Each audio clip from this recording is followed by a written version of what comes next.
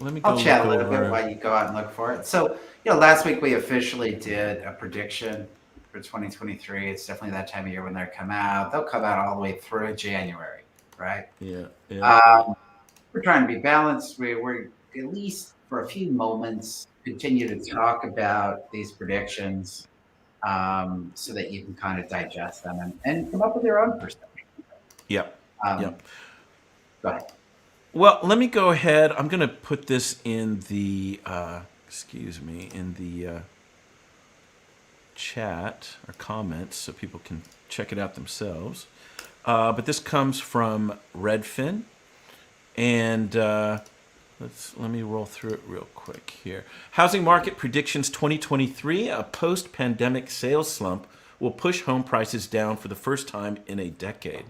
So I think they spot out like 12 things. Prediction number one: home sales will fall to their lowest level since 2011 with a slow recovery in the second half of the year.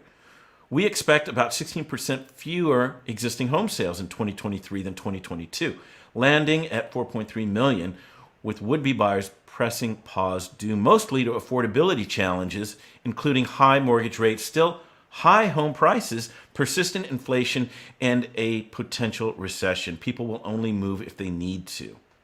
Okay. I'll move to number two. Prediction two: mortgage rates will decline, ending the year below 6%. We expect 30-year fixed mortgage rates to gradually decline to around 5.8% by the end of the year, with the average 2023 home buyers rate sitting at about 6.1%. So that's in line with some other predictions that we've heard, right, in that fall 2023 period. Although I heard five, a little deeper into the Yeah, fives. 5.8 I think is a little high. I think there Yeah, are expectations that it'll come below that. Unless right, unless the economy does really well, then there'd be more aggression yeah, from the Fed to try to keep yeah. the rates up. All right, prediction number three: home prices will post their first year over year decline in a decade, but the U.S. will avoid a wave of foreclosures. We expect the median U.S. home sale price to drop by roughly 4%, the first annual drop since 2012 to 368,000 in 2023. That's due to elevated rates and final sale prices starting to reflect homes that went under contract in late 2022. Prices would fall more if not for a lack of homes for sale. We expect new listings to continue declining through most of the next year, keeping total inventory near historic lows and preventing prices from plummeting. So right, I Inventory, think inventory. that like right there, absolutely. Supply demand, inventory low. The low inventory is what's going to prevent a further decline. Uh huh. And they go into a lot of other elements as to why. People have a lot of equity. And as you were pointing out earlier there in the article, people are only moving if they have to. There aren't a lot of, wow, I can't wait to move. There isn't as much of that going on. Right. So a 4% drop is minimal. Yeah. So if Yeah. buyers have been waiting on the sideline, 4% isn't a reason to wait Right. for sure. But the lower volume is the key because affordability and rates are putting downward pressure on prices. But what's balancing that out is low volume, which is then Yeah. supply and demand putting upward pressure. All right, prediction number four: Midwest Northeast will hold up best as overall market cools. Housing markets in relatively affordable Midwest and East Coast metros, especially in the Chicago area and parts of Connecticut and upstate New York, will hold up relatively well, even as the U.S. market cools. Those areas tend to be more stable than expensive coastal areas, and they didn't heat up as much during the pandemic home buying frenzy. So it's got a ranking there. Nowhere I'd like to live. All right, prediction number five: rents will fall, and many Gen Zers and young millennials will continue renting indefinitely. We expect U.S. asking rents to post a small year over year decline by mid 2023, with drops coming much sooner in some metros. Some large landlords are likely to offer concessions, such as free month's rent or free parking, before dropping asking rents. I'll leave it at that. What do you think of that, Darren? Well, the volume of multi units being built is Yeah, some it's a pressure on lot. downward pressure there. I don't know if in Los Angeles it's going to have that much of an impact because what's being built is not keeping pace with the volume of renters here. Right, right. All right, prediction six: builders will focus on multifamily rentals. There you go.